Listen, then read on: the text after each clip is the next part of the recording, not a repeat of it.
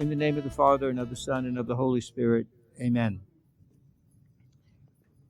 We turn our attention this evening to a real figure that is more not known about than known in many ways.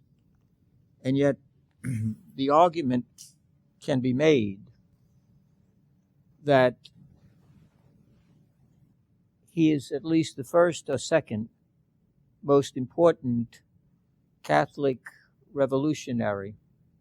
It's either between he or John Carroll, the Jesuit priest who became the first bishop in the United States. And this particular person it was a Jesuit, an outstanding Jesuit. And yet, once again, we see that God, through God's grace, works through what we call secondary causes. Because at the end of his story, you may very well say, why is he so important? Because much like Marie, Adrienne, Lafayette, and Father Pierre, they were secondary causes. We talked about that. They were secondary causes, rather than the ones up front, taking bows and in the camera and all this other sort of stuff. But without them, the case can be made that we would be speaking a very different language than we are right now. And this country would really, to a large extent, not exist as it is. We're talking about geographically. I'm talking about in terms of a political entity. It would not exist as it is. And this particular person is probably totally unknown, perhaps even to some Jesuits. And he's an extraordinary man. Extraordinary man. He was born in Germany, and a brilliant man. A brilliant man. He rose to the level of the upper realms of European intellectualism.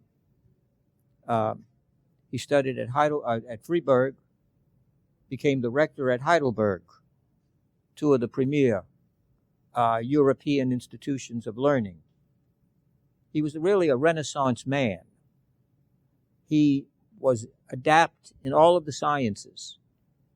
Amazing person in the sciences. He taught philosophy.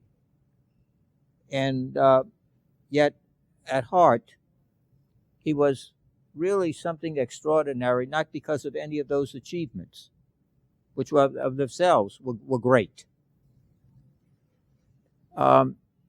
Remember, transport yourself back, if you can,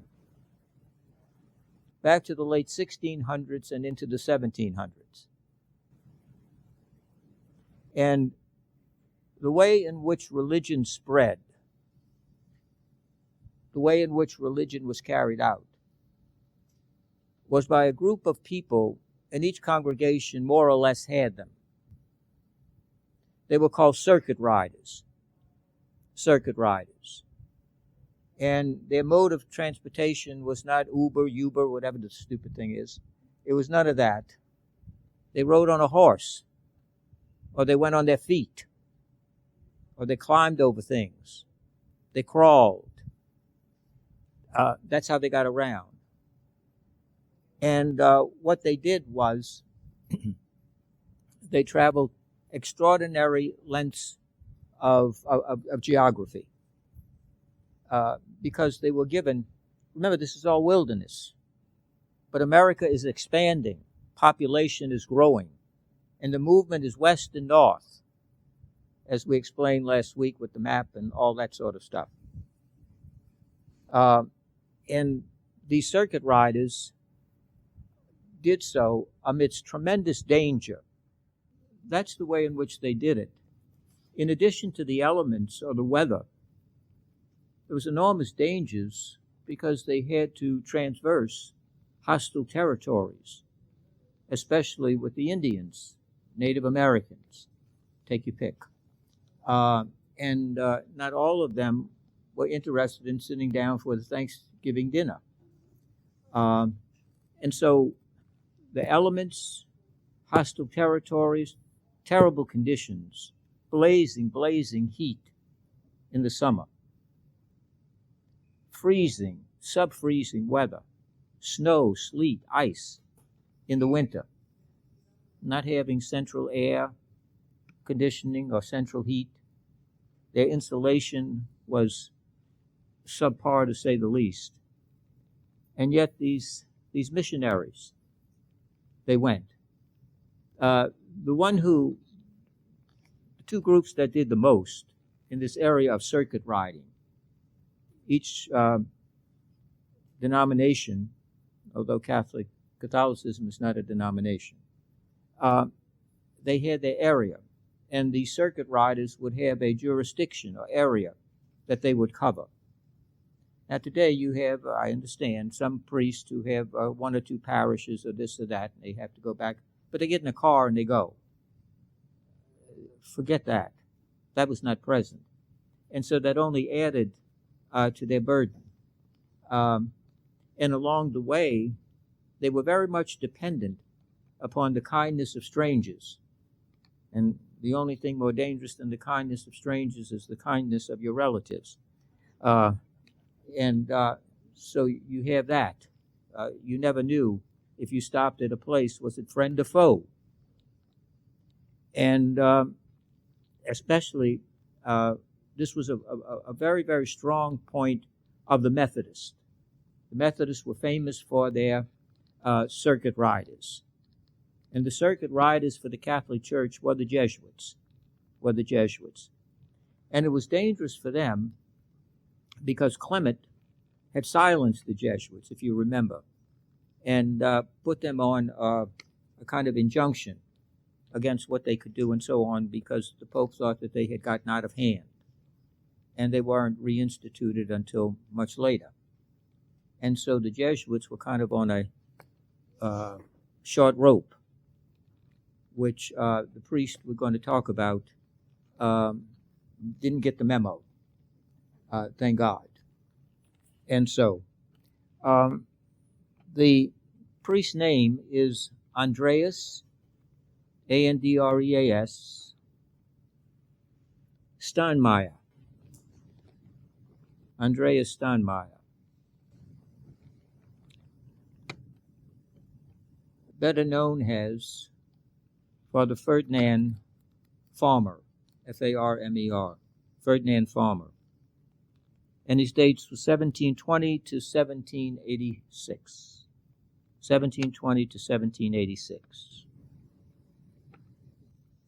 And he was the most famous, unknown, concealed circuit rider of anyone.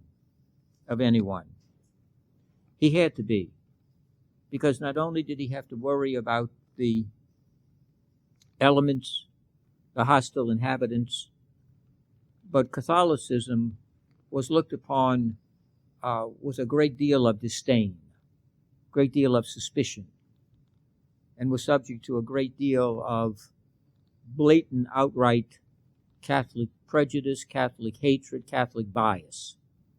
And there was nothing politically correct, and no one was worrying about hiding it. Many of the founders, especially John Adams, was enormously suspicious and hostile toward Catholics for all of his brilliance.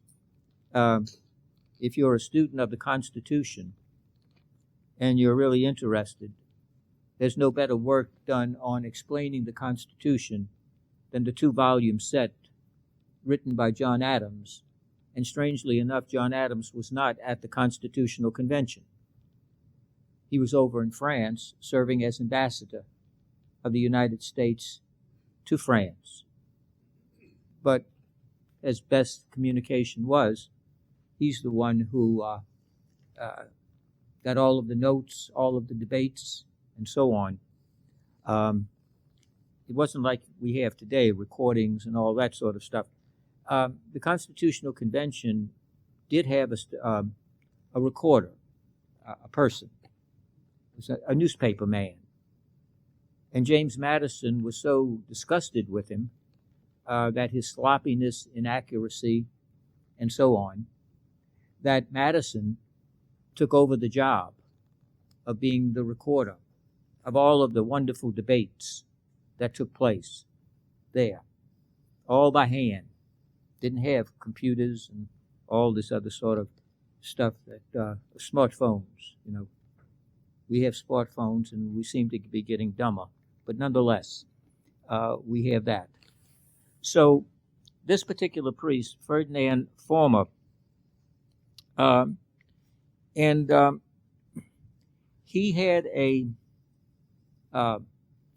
territory that he had to cover that was well over 150 miles that he had to travel to take care of the parishes. His circuit was all of southern Pennsylvania, southern New York, and the entire state of New Jersey. But his home base was Philadelphia. That's where he was most comfortable, most welcomed, and so on.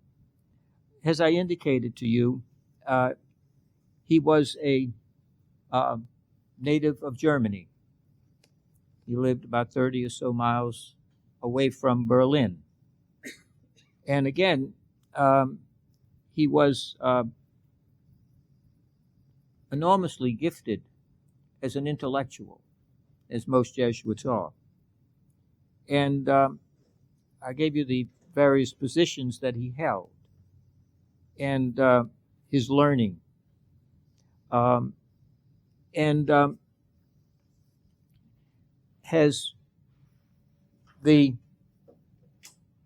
wanted to be a missionary,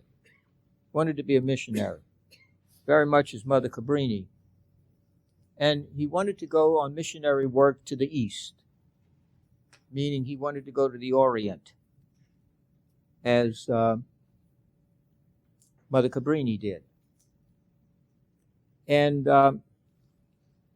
he became the rector of Heidelberg University. He rose to that rank.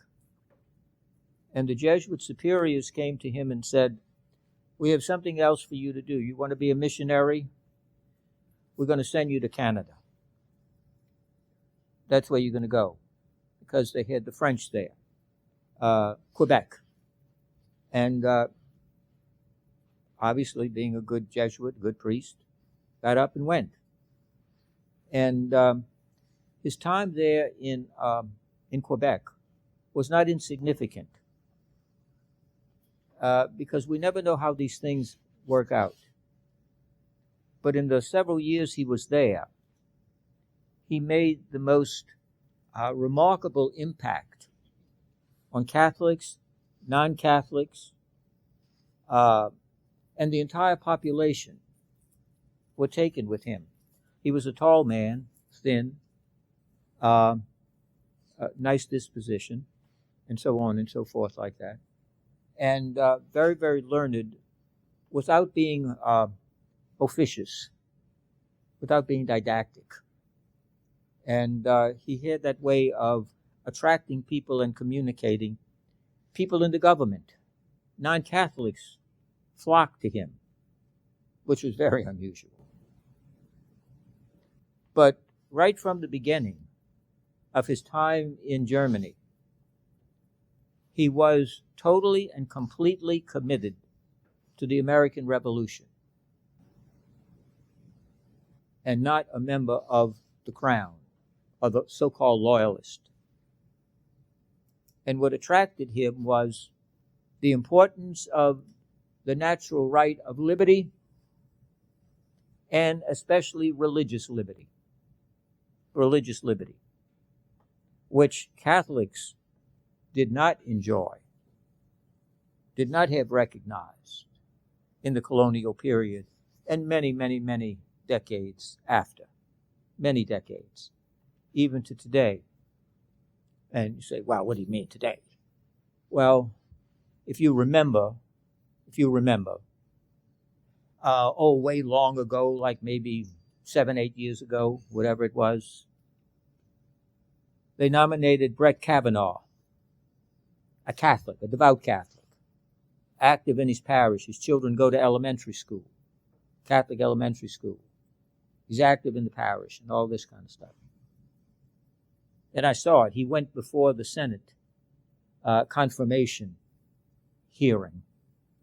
And Dianne Feinstein said, I have doubts as to whether or not you can really serve as a justice of the Supreme Court because you're part of the Catholic cult.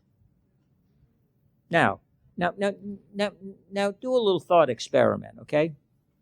I doubt if you could be on the Supreme Court because you are a Muslim, and maybe you're addicted to the Sharia law.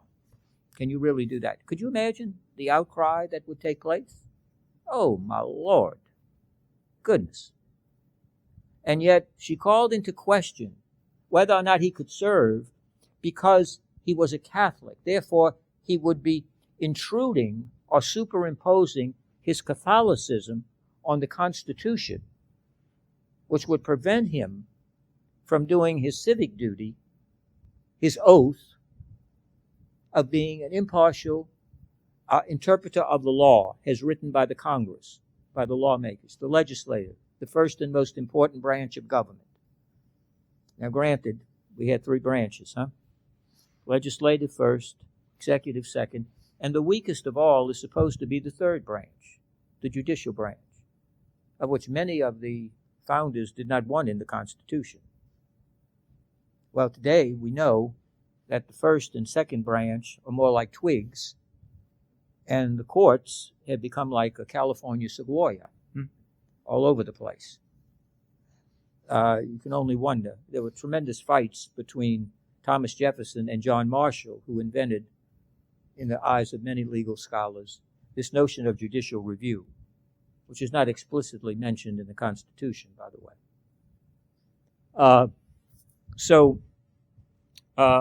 The idea, several decades ago, the great saintly, although he's not recognized as such, not surprising, Father Andrew Greeley wrote a wonderful little book called Our Ugly Little Secret, The Persistence of Anti-Catholicism in America.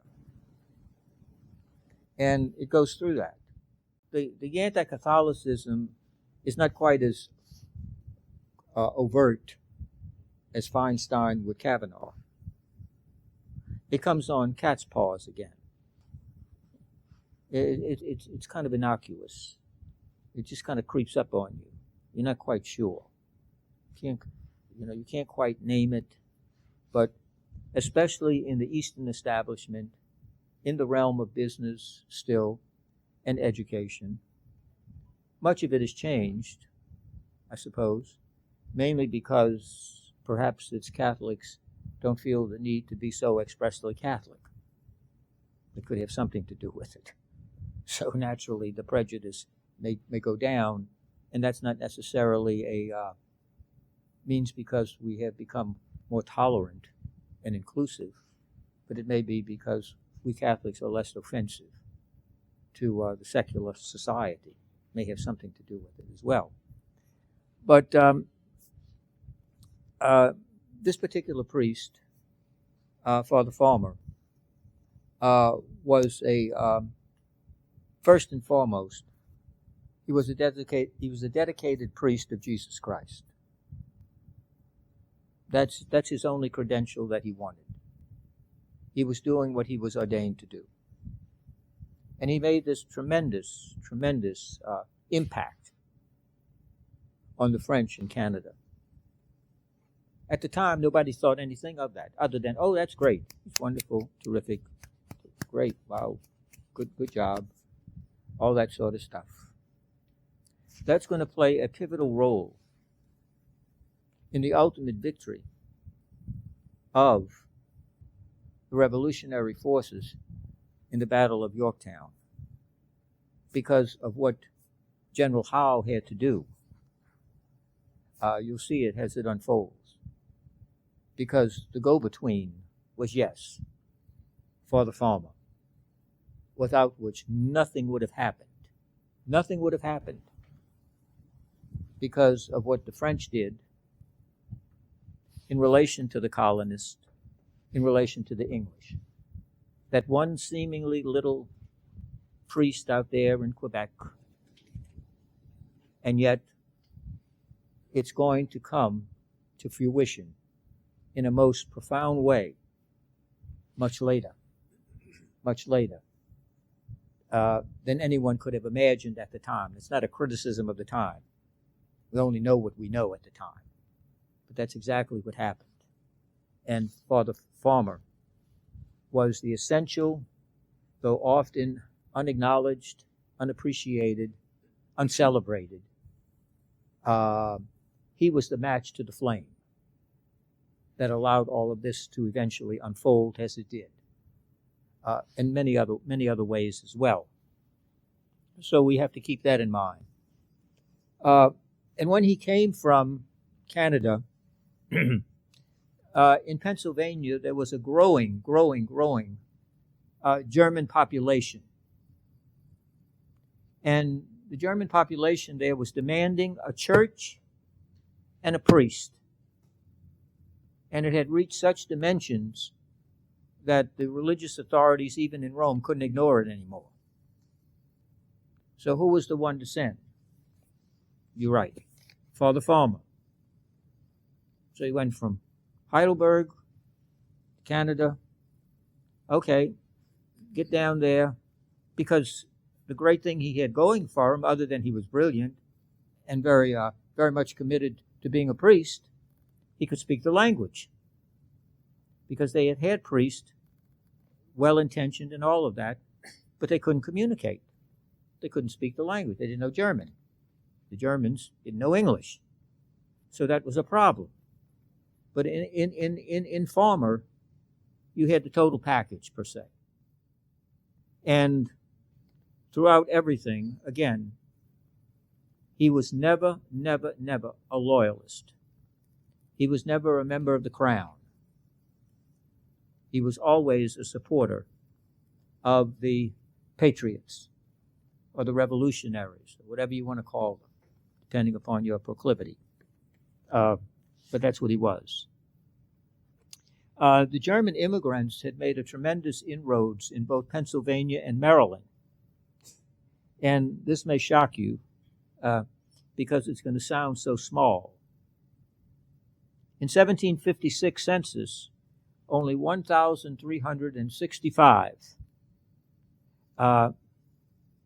adult Catholics in the entire state of Pennsylvania. Only 1,365. My God, what's the big deal? Well, what's amazing is that over 60% of them were German. They made up the bulk and foundation of the Catholic Church in emerging Pennsylvania. You see, Pennsylvania will become, along with others, a part of the crown, but that's much later down the road. Again, this is in 1756. And the German population grew by leaps and bounds, especially in Philadelphia, which is really the place we most associate in the Northern Hemisphere with Father Farmer in Pennsylvania, in Philadelphia. And in there, he established one of the oldest and most significant churches, referred to as Old St. Joseph's Catholic Church. Old St. Joseph Catholic Church. It was established there, and it was there that Father Farmer became an institution because of what he was able to accomplish. Because remember, Independence Hall, all of the things of significance in the American experience, especially in this nascent time, is taking place right there. And now the Catholics are growing presence. And here comes along Father Farmer, who's able to coalesce them and gather them. And the same thing he did in Quebec, he was able to accomplish in Philadelphia. Even the loyalists, the Protestants, no believers, non-believers, etc., all kinds, gravitated to him. He had that kind of personality, that kind of ability, that kind of magnetism, as we say, as the magnet attracts the shavings. That's the kind of person he was. And so he had access to all of these things. But in addition to his loyalty, he was a man of great humility.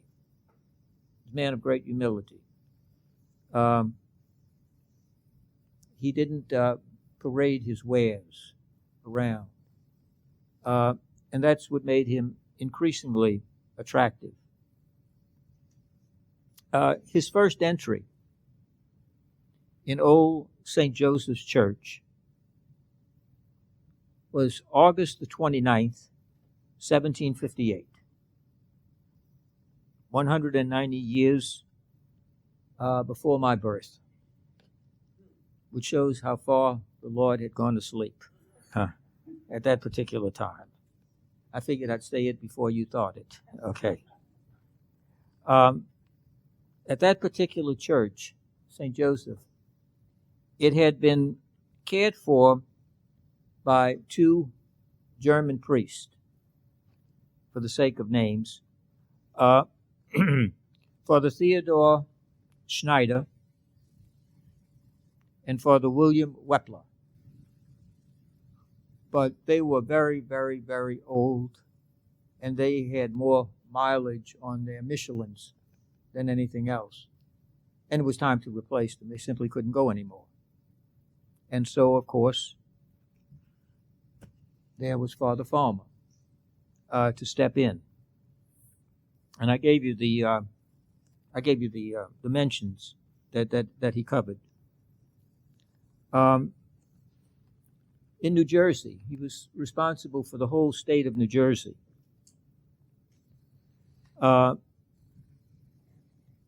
Only Protestants could hold public office. Catholics could not hold public office. They couldn't vote.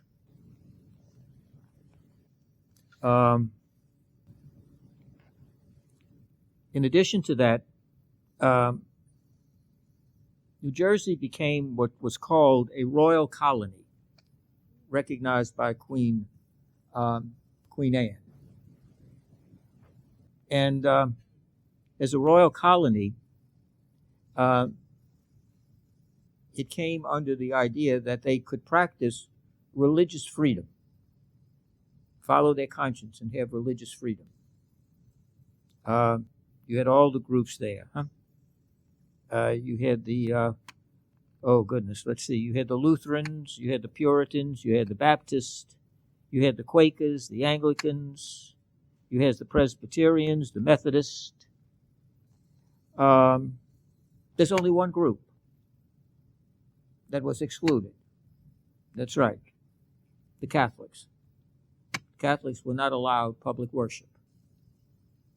That natural right of freedom of conscience was not extended to Catholics. Catholics could not hold public office. They could not have public worship. They could not invoke anything having to do with Catholicism in any public way. If you wanted it, you had to have it in a house, a barn. You had to have it in some kind of secret place. It was not to be advertised or any of this kind of stuff. Of all the religious groups that were there.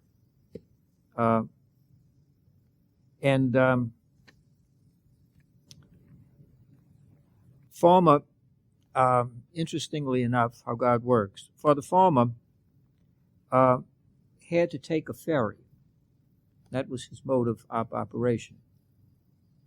New Jersey, and he had to go across various areas and even make it into New York, which is what we're coming to.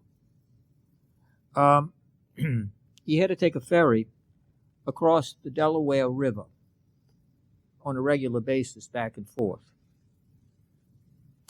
Now, at the time, if you were going to New York,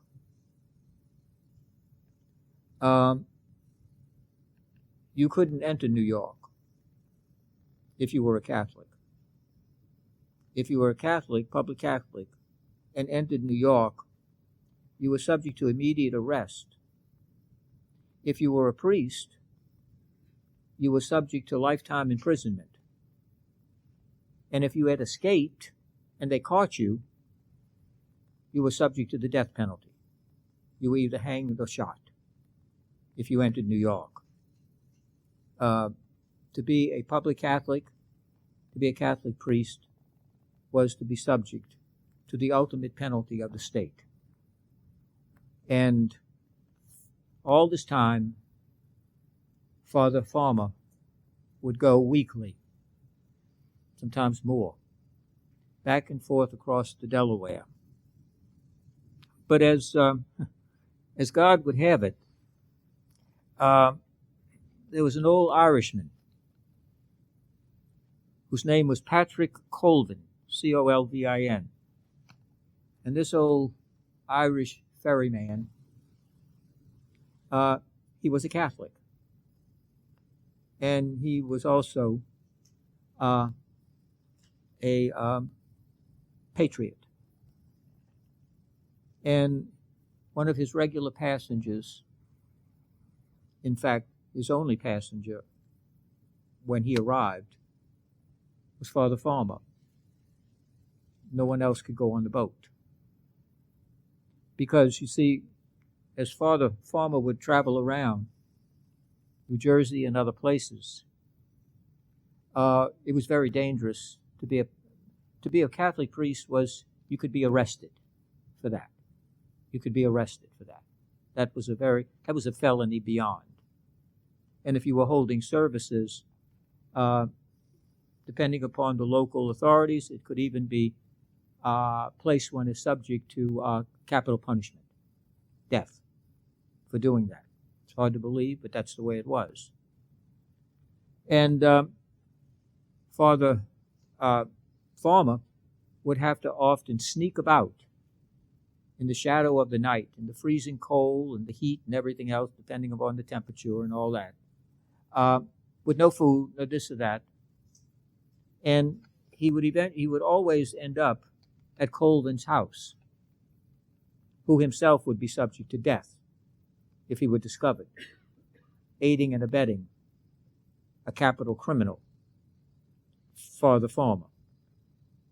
And he would give him food, clothing, shelter, security, and the like. And he would give him safe passage on his boat, on the ferry, into the shore of New York. And every time they went, it could have literally been their last voyage, because they did not talk about it. They simply did it. If you were caught, please don't worry about your rights, your lawyer, where's the ACLU, and everything else. You were summarily sentenced.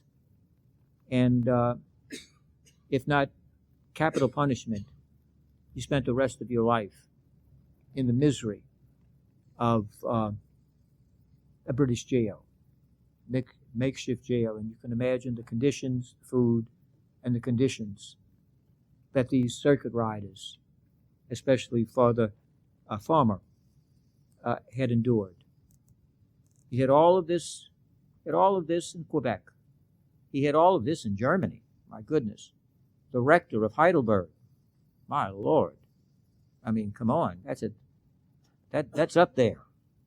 Leaves that, goes to Canada. Wonderful. French Quebec, Catholics and everything else, warmly received and everything. Go down to Philadelphia. Goes there, and yet we need you now to take care of the German population. And so all along the way, he's building churches. He's building places. He's networking, see, of places where Catholics can go and hide, especially other priests or religious who may be coming. And it's very, very dangerous. So he's not just getting on Old Betsy, or walking with his Nikes or sketches through the woods and everything. All the while, he's forming a kind of religious shrines, if you will, safe havens along the way as he's making contact, a kind of roadmap through the woods, the underbrush, in the mountains, in terrible conditions, hostile territories, on all sides. And yet, why? Because he's a Catholic priest. And that's what he took a vow to. And he didn't expect anything less. And nothing less would be expected of him. And so he's doing all of this. And he's charting all of this as he goes. And he's making his ways there. And so this is not, by any stretch of the imagination, a travelogue or a kind of trip that anyone would even want to be part of. Queen Anne, and we're going to talk about this separately. Queen Anne accepted New Jersey, as I said, as a royal colony in 1702, and gave all of those rights, etc. Oh yes, one more important little thing about the old leprechaun, Patrick Calvin, Colvin. You know that very famous picture that you may have seen every now and then in museums and books and so on, of Washington crossing the Delaware? Do you know who rode him across the Delaware? Patrick Colvin. On that and got him in there to Valley Forge and other places. Got him into New York. That picture, though, is a picture of that Calvin did. And it's interesting to note that he also, George Washington, his first inauguration, he had to travel by boat. And he said, no one else will navigate the boat I'm going on other than Patrick Colvin. You see how God works. You can stop him. You can stop him someplace. You can kill him here. You can put it there. But eventually God's word wins out. Man proposes and God disposes. You see. And this tremendous example of this man, this Patrick Colvin. We know the picture. Oh, Lord, we know that. But we don't know the backstory of how he got there, how he got across the Delaware, how he got to his inauguration. And George Washington, and I assume Father Kyle will talk about that next week. George Washington had a strong admiration for Catholics. And he'll talk about it more in detail, so I don't want to... it's never good to leapfrog the pastor. You never know where you land in many places. But anyway. Christmas night, 1776. General George Washington and his troops crossed the Delaware, as I said. And what they did was, in that crossing, as you know, they surprised the Hessians. They surprised the Hessians, the hired soldiers, hired mercenaries, there on the side of the British, and won the battle. And they won the battle of Trenton. Battle of Trenton. And again, years later, Washington crossed the same river for his first inauguration.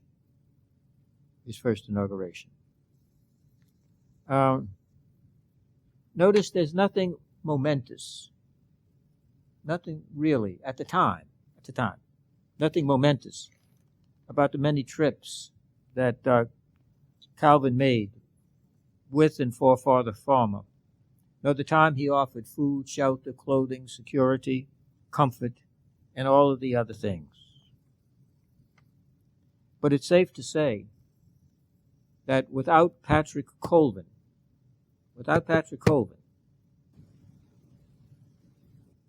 it's very unlikely that Father Farmer would have made the contributions at the time and what he is going to make still to come, because of that one seemingly innocuous, kind of insignificant little thing. Okay, he took him across, that's great, done.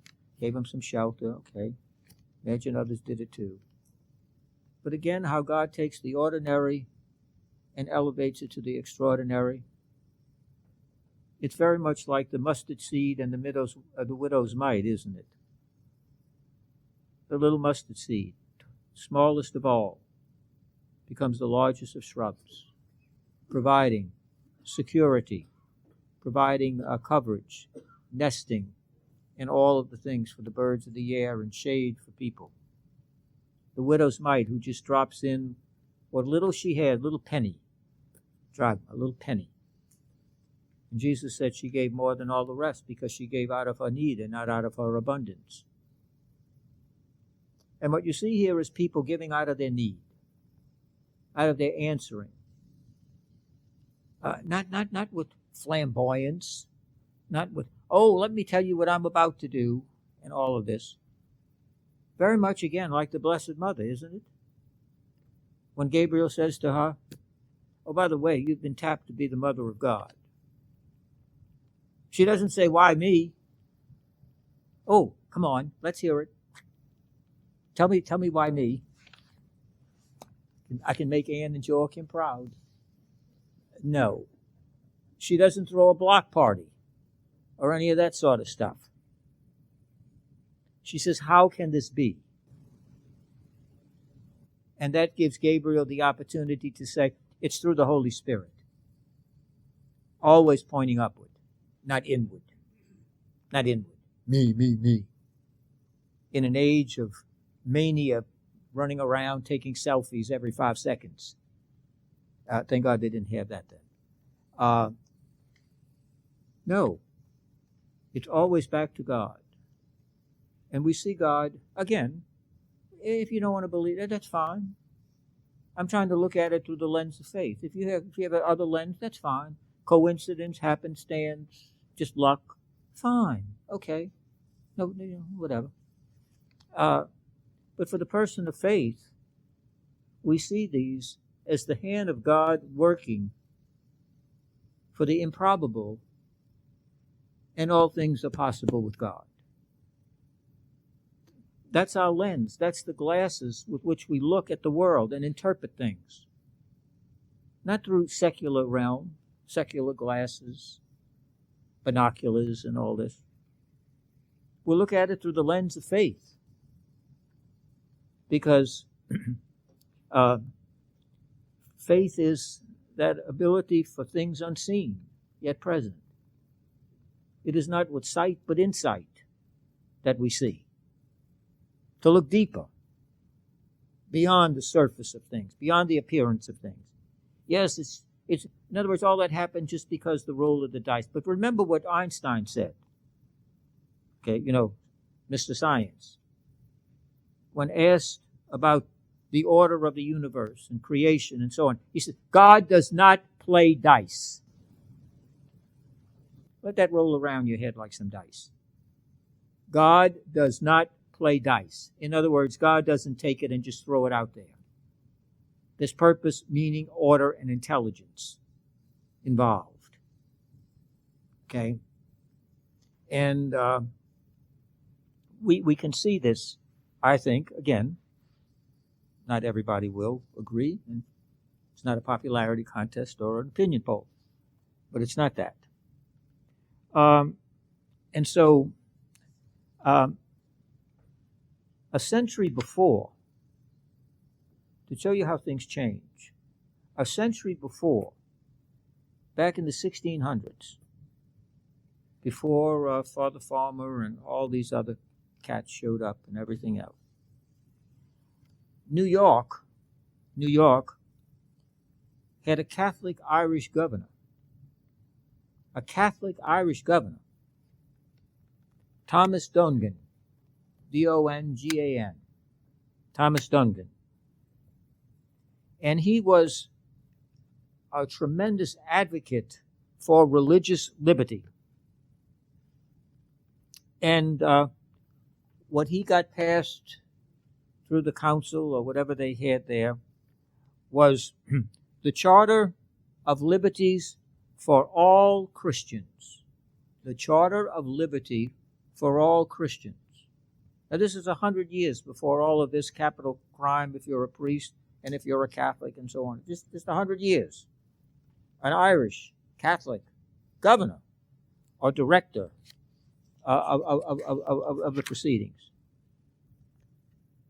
And many places talked about religious liberty, and even if they extended it to Catholics, there was one group they did not extend it to. One group that they would never extend it to. It was the Jews. Except in New York. Dogan got put into that charter. Jews are also to be shown religious liberty and expressions of public demonstration of their faith. Of their faith.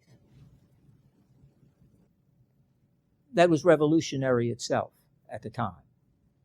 And fast forward to today, and you see the tremendous, poisonous anti-Semitism, anti-Jewish activities that are taking place in our country, backed by certain politicians. It's amazing to me.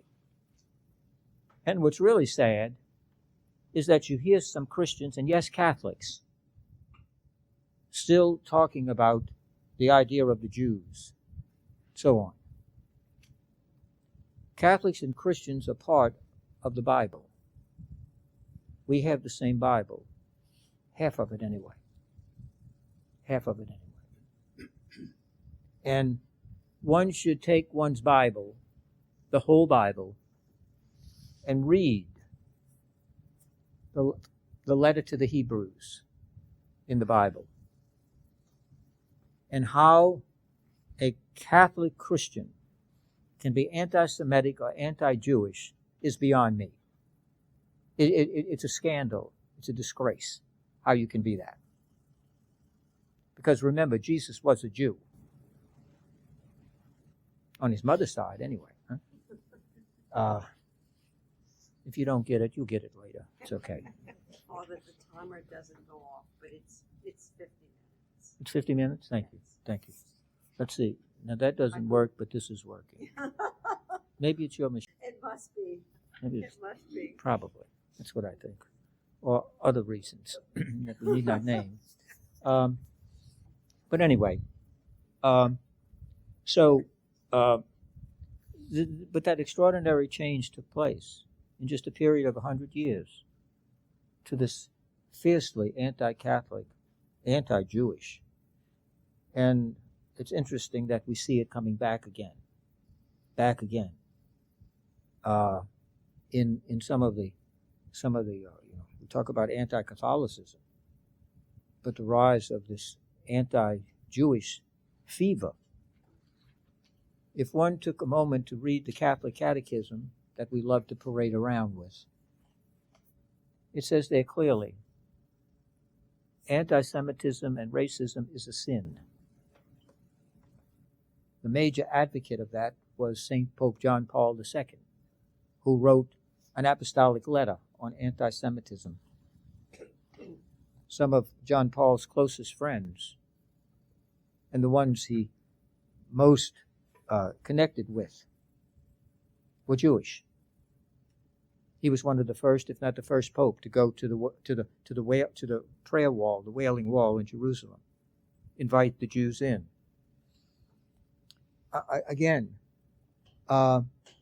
They are the first people of the covenant. They're the ones chosen by God in the Old Testament, the Hebrew Scriptures. And and this fierce thing that we're seeing play. Remember, was it 2 years ago, a year and a half ago, whatever it was, terrible. This young 23-year-old couple coming out of the Jewish Museum or whatever it was in Washington, D.C., and shot to death because they had attended. That was their sin. That was their crime. First of all, that they were Jewish, which I don't think they had a vote about. And secondly, that they had dared to go into that place. And when they came out, bam, bam, bam, right on the front steps there. It's incredible. Incredible. And Catholics, who we have our own story of anti-Catholicism, deep in our tradition. We don't feel some kind of connection with that or empathy with that, etc. You hear some people talking about that. And we hear people, well, the Jews killed Jesus. They condemned Jesus. No, they didn't. No, they didn't. When the Bible talks about the Jews, they're talking about the religious establishment at the time. The Pharisees, the Sadducees, and that particular group, the scribes. The religious establishment who loved their power and their authority, their corrupted authority. And all they wanted was their power. All they wanted to hold on to was that. And this Jesus was a troublemaker. He was a gadfly. He was an irritant. And they tried everything. Ridiculed him, discredited him, ostracized him, gave him suspicion, even persecuted him, etc., so on and so forth like this, all of this kind of stuff. Well, finally, they had to resort to what Hitler did, the final solution. When you don't take the hint, then kill him. There's only one problem. They killed the wrong Jew. Because 3 days later, that Jew rose.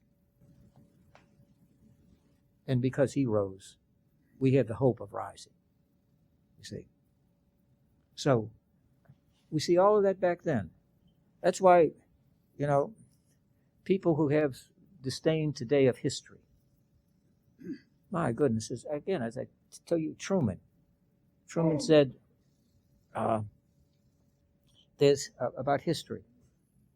He said, it's either the history you're ignorant of, or the history you never knew, or the history you deny. It's there. We learn from the history. We learn from history. I say we learn. History teaches. Whether we learn is something else. It's like you tell students, when you go to classroom, in the classroom you learn the lesson and the book teaches you the lesson. Out on the street you learn the truth. You see, you learn all this nice, wonderful stuff and spirituality and all of that. It's great fun, wonderful. But ultimately, tires have got to go on the road. And all the roads are not super highways with green lights and blue skies. You have dead ends, turns, blowouts, traffic jams, head-on collisions, bumps, and all of that. That makes life the great adventure. But so is faith. So is faith. Faith is the GPS system. That's the guiding thing. You see, to make it around those hair turns on slippery roads. And when you run off the road, So we see these things coming again and again and again. But it's not new. It's right there. It's right there. The discrimination, the hatred, and all of that. And yet they endured. They endured. Why? Because they refused to be a victim. They chose to be victorious. And how do you do that? I told somebody. When the persecuted are persecuted, they will learn not to meet the standard, but to set the standard. Because you were already starting way behind. So you didn't want to be at the standard. You had to be better than the standard. One of the greatest baseball players of all time. One of the absolute greatest players. The Yankee Clipper, Joe DiMaggio. Joe DiMaggio, Italian Catholic, good Catholic family. And little boy, before he left the house, his mother asked him 2 questions. Number 1, do you have clean underwear? That's very important. Because if you got hit by the car, the last thing you wanted was to have dirty underwear. What would they think of your family? Never mind you dead or mangled. That didn't matter. Oh, but look at him. Oh, he's got clean underwear. Oh, what a good family. Why'd you hurt? Oh, shut up. You got clean underwear. Be grateful. I don't know. And second, did you have your either St. Michael medal or the Blessed Mother medal clipped to your underwear with one of those little pins that they had? Those were the 2 things. Then whatever happened to you, well, that's your problem. But if you had that, very good. Well, Joe DiMaggio, all of his life, he had experienced anti-Catholicism and especially anti-Italian sentiment, especially in the major leagues, stuff like that. And he got to the Yankees, set the record for 56 straight games in getting a hit. Never been broken. May never be. Because of the way the game is played now, and they don't have the quality of players that they had then. Because he was back in the 40s and 50s with the great rivalries with Boston, when Boston had Ted Williams, the splendid splinter. Obviously, in many ways, the greatest hitter ever to play. He got hitting down to his side. But what's the point? The point I'm making is this. Well, wait a minute, I'm coming to it, okay? Before the hyenas start laughing here, okay? Yeah, where's he going with it? He's off his Prevagen. Just hold on. Joe DiMaggio always was aware that he was an Italian and a Catholic. And he learned from very early on. Don't you disgrace your family, don't you disgrace your religion, and don't disgrace the fact that you're Catholic. You're always on display. And one day in September, the Yankees are playing, of all teams, the Cleveland Indians, one of the worst teams ever. And they're playing in that big stadium, municipal stadium in Cleveland. And they're playing in the dog days of September. Oh, God. And who's playing center field is Joe DiMaggio. In a game that means absolutely nothing. The Yankees again are going to the World Series. Cleveland again is going to the cellar. Okay? And they're playing, and it's the 8th inning. And Cleveland has a runner on second, and the game is like 8-1 in favor of the Yankees. And the batter for Cleveland gets up and hits a sinking line drive to center field. And here comes Joe DiMaggio running in like crazy. Dives, catches the ball right off the ground before it hits the ground, right there. Jumps up, throws the ball to second base because the guy on second thought there's no way he's catching it. And he's out. After the game, one of the reporters said, "What are you doing playing? And what are you doing in center field making that kind of play when the World Series is a couple of weeks away?" And DiMaggio looked at him with such contempt. He said, "I'll tell you why. There might be somebody sitting in that stands, and the only time they ever see Joe DiMaggio play is today. And I don't want him to say, I saw DiMaggio and he dogged it. He dogged it. When you see Joe DiMaggio, you see Joe DiMaggio." See? that spirit.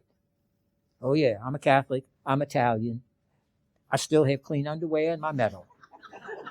Okay? But I caught the ball. See?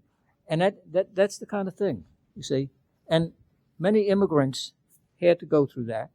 All the immigrants who came into the country, many of them, often had to spend 14 days minimum at Ellis Island before you could get a medical pass to go out into the country, and so on and so forth like this. So you had this that came on. And interestingly enough, what happened was, and I meant to talk about this, but I don't have the time, and I don't want to keep you long beyond the time. But I really wanted to talk to you about the importance of the Glorious Revolution, or the so-called Bloodless Revolution, which was really significant in so many ways. I was tempted to try and speed all this up so I could get to that, but I didn't. And I even thought of telling you that have to go, take a break. And those of you that want to come back, but I guess that's too messy.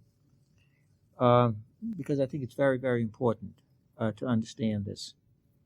But to fast forward, and I guess I'll leave the Glorious Revolution to go.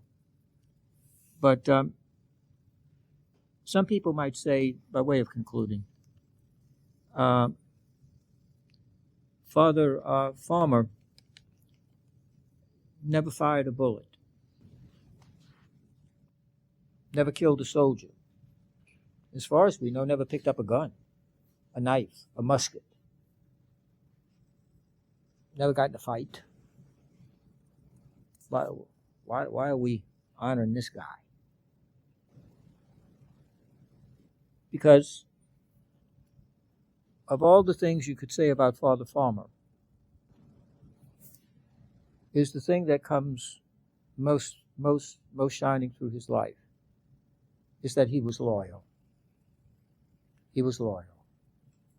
Because you see,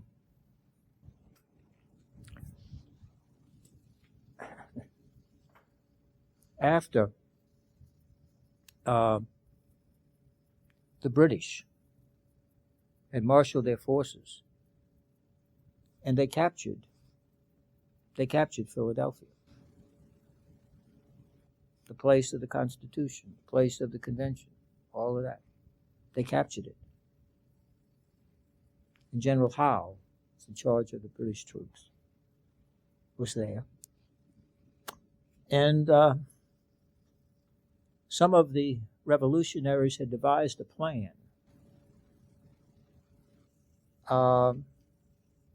in which what they were going to do, they were going to send some poor, stupid, crazy person to Quebec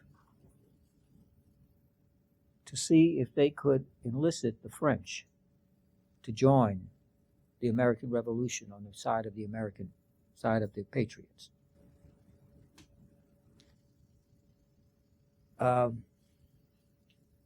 Farmer met with Howe, General Howe, and quite frankly, he charmed General Howe, H-O-W-E, like no one could believe.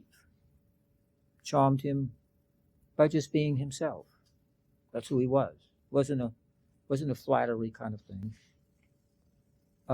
So much so that on the spot, General Howe said to Father Farmer, I would like you to consider joining the British forces, and I'll make you captain of the Catholic brigade that I am assembling on the side of the Crown. If you come over to us, you can have Mass, you can have all your stuff for the Catholic brigade. The brigade usually was about 1,000 men.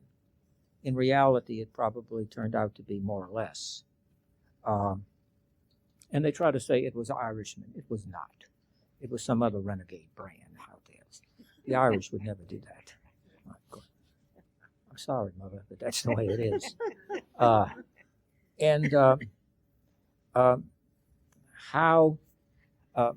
said, this is what I want you to do. And Farmer said, what do I have to do? And he said, well, you have to take care of their spiritual needs.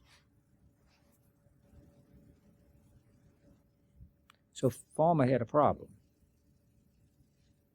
He was a patriot, but he was a Catholic priest.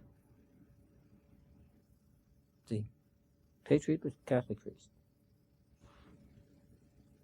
So he said, I'll do it.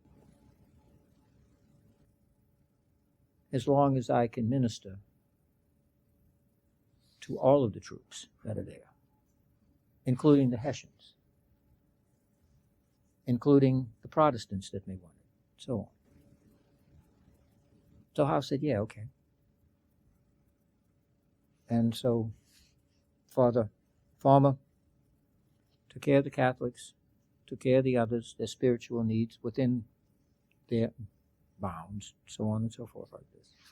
But all the while he was there, he made friends with a fellow you might have heard of, Dr. Benjamin Franklin, who was a great admirer of Father Farmer. Great admirer of his learning, of his dedication, of his loyalty. And the colonists, or the Patriots, had devised a plan to send some poor fool to Quebec to see if they could entice the Catholics there, large amount of Catholics, to join the Patriot cause. So, of course, who was this fool? Father Farmer. But he did something that turned the war like nothing else. Again, another one of these little things. He had a meeting with Dr. Franklin. And the person that they wanted to send after Farmer was the first bishop, would be the first bishop of the United States, John Carroll. Initially, Farmer asked Franklin for a letter of introduction for Carroll, because they had tried it before, and the Quebecans wanted nothing to do with him, nothing to do with the thing. Wasn't interested, nothing about it. Franklin wrote the letter of recommendation and introduction for John Carroll. And he said, I'm only doing it because of Farmer.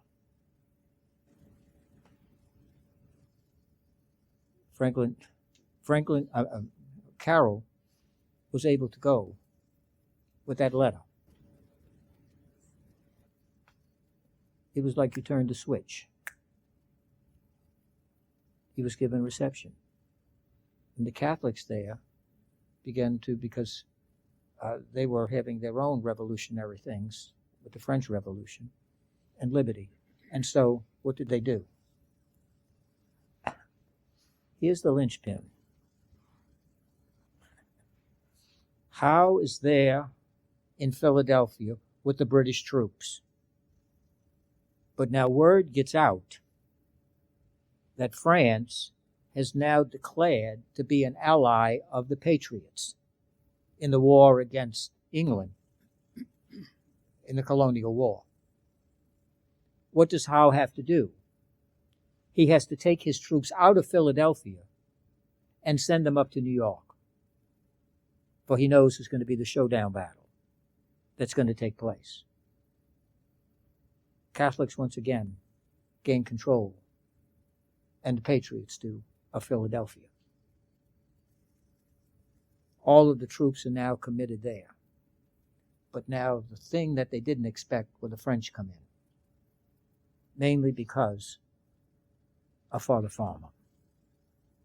and he's able to get Franklin to give him an introduction to Father Carroll.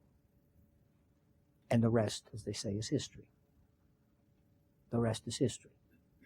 Now, we can again say, oh, it's just an accident, it's just happened. Fine, okay, that's fine. You know, but again, I want to emphasize something that I'm almost finished. The great unappreciated, undervalued Pope Paul VI said, modern man does not listen to teachers anymore. They only listen to witnesses. And if they do listen to teachers, it's because they're witnesses. Very true. Father Farmer was a teacher, but above all, he was a witness. He was a witness. It wasn't something in a book. It wasn't something that wrote on a piece of paper and all this kind of stuff. It became incarnational. It took on flesh in the life he lived, in the way in which he lived. And there's nothing more powerful than that. Not a piece of paper, not a book, but here was someone unassuming, humble, loyal, church and God first, and loyal to the idea of God-given freedom, of religion, and so on, the other rights, etc. And in his, he was a man who, to a large extent, he was a simple, faithful man who believed in the vows and in the oath that he took. And today the church holds up for us, and I'm going to end with this, I promise. Two great saints, two contemporaries, two martyrs, Thomas More and John Fisher, in their battle with Henry VIII, of which both of them died, were killed, because of their refusal to support the king in his outlandish demand that the Pope recognize, or rather annul, his marriage to Catherine and let him marry Anne Boleyn in hopes of getting a son and an heir. Remember that once upon a time, Henry VIII was called the Defender of the Faith. The title was given to him by Pope Leo X. It was taken away by Clement, but then it was restored by the Parliament about 10 years later. And if you go to London, okay, while y'all snickering, you go to London, and you get a British coin, on the bottom of the coin, stamped, you will see FD, Defender of the Faith, Fides Defendo. It goes all the way back to that. And the Parliament demanded that it be staked into the coin.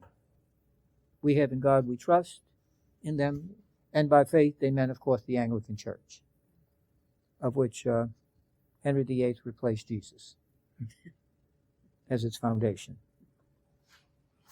So it is. But this is my point. Wait a minute. This is my point. Hold on. I have a point. See, y'all do that in order to make me look bad. Okay? I can do that by myself. Believe me, I've been doing it for many years looking bad. So, oh, Betty, come on. I'm sitting next to Betty, Marie, whatever one of you all are. It's hard to tell. Sisters from a different mother. All right. This reminds us today, Thomas More and John Fisher. And one of the really great movies done. A Man for All Seasons. Man for All Seasons. Based upon the play by Robert Bolt. It won the award for Best Picture, Best Actor, Best Director. Best Director, one of the greats, huh? Fred Zinnemann. Fred Zinnemann's one of the greatest directors Hollywood's ever seen, especially back in the 40s, 50s, and beyond. Because the movie came out in 1966. And to end, we look at Moore and Fisher, and we see very much what was present in Father Farmer. You may remember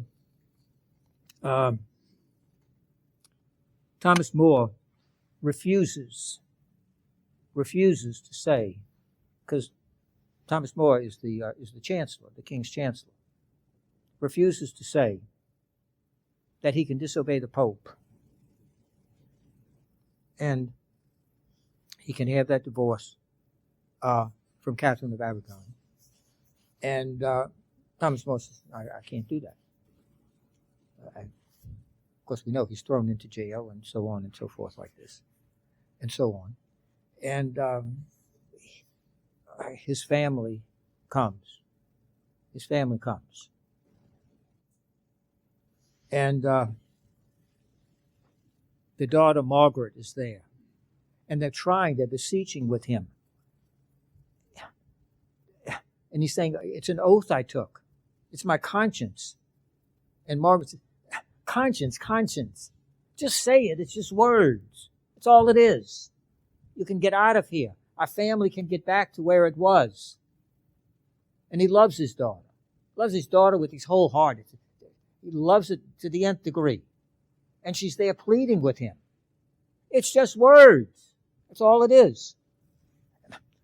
It'll be today, tomorrow it'll be forgotten. Just go ahead and do it. And I wrote down because I wanted you to think about this. He says this to his daughter, Margaret. When a man takes an oath,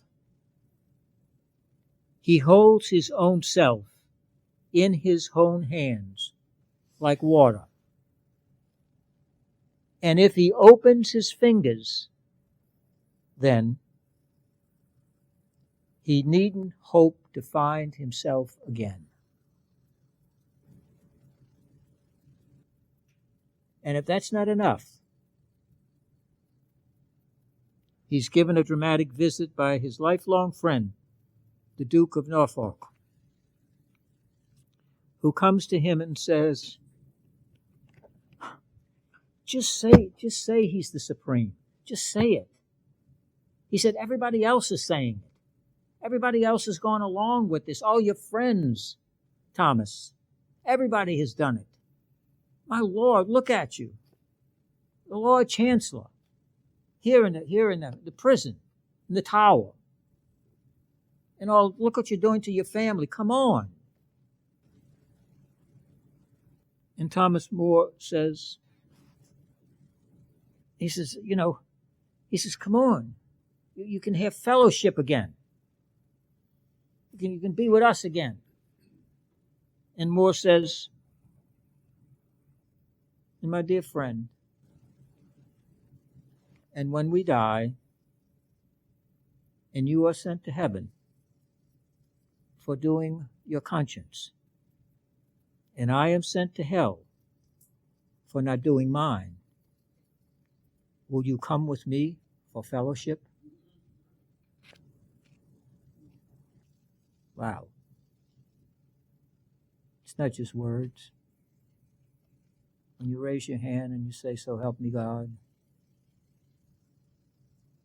or you get married, or you get ordained or whatever, or you get accepted into religious life, or you give your word as an oath. It's not that. And to guard your conscience and correctly form one. That's one of the greatest moments in history. when there are those who rise up in the name of conscience and of oaths and of pledges, that light shines in the darkness of history, down the corridors of history. It reminds us what human beings are capable of with God's grace, that even in the darkest valley or facing the highest mountain, we can walk through it and we can go over it if we stay faithful to our belief. Father Farmer was such a man. And Father Farmer finally returned back to Philadelphia, back to the parish. And at the age of 65, he performed a wedding. Performed a wedding at Old St. Joseph Church. And 2 weeks later, he died. He died.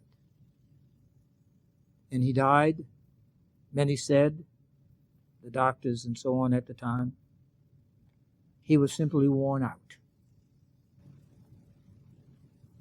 That's the medical diagnosis. But the great thing is, for the Christian, it is the world that grows old, while the Christian grows always younger, because we grow into eternity. These men, Thomas More, John Fisher,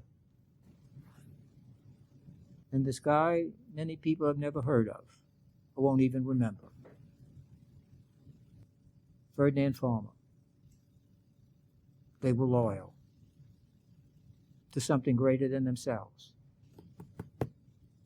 And they are the lights that shine in so much darkness. And so does each person who listens to their conscience rightly formed and every day does what is good and right. No matter how dark, that light cannot be covered over in our lives or in the lives of others. Father Farmer, a great contributor, and because his commitment to his conscience and to his word, fidelity, we sit in this room tonight. We sit in this room tonight, and so do many others. Because the seeming insignificant and unimportant, when done faithfully, it brings forth an abundance beyond our capacity. Because truly in God, all things are possible. Well, next week, Father Carl will finish, and fittingly so, with George Washington and his experience in Valley Forge with various religious connotations, which were truly stunning. And that will take us through it. And then I'll tell you about what will be the week after next, when we're going to offer a special 6 or 7 week program like this, because it'll be fitting with school opening, on Pope Leo's latest encyclical on human dignity in a time of artificial intelligence and social media. It's a wonderful encyclical. And we'll have about 6 weeks, I think, 6, 7 maybe. And we're going to have some guests to come, and various people in education and other things that will talk. So we ask you to invite those who may be interested in, etc. And we'll do that. But we'll give you more about that next time. So thank you for your patience, and in the name of the Father, and of the Son, and of the Holy Spirit, amen. Almighty and gracious God, we offer you glory, praise, and thanksgiving for the gift of this time together. We ask you, please, in your great goodness, grant us your divine rest and peace through the night. If it be your holy will, please grant us the gift of a new day, where we may love you more deeply, we may follow you in faithfully serve in the church, Christ's body on earth.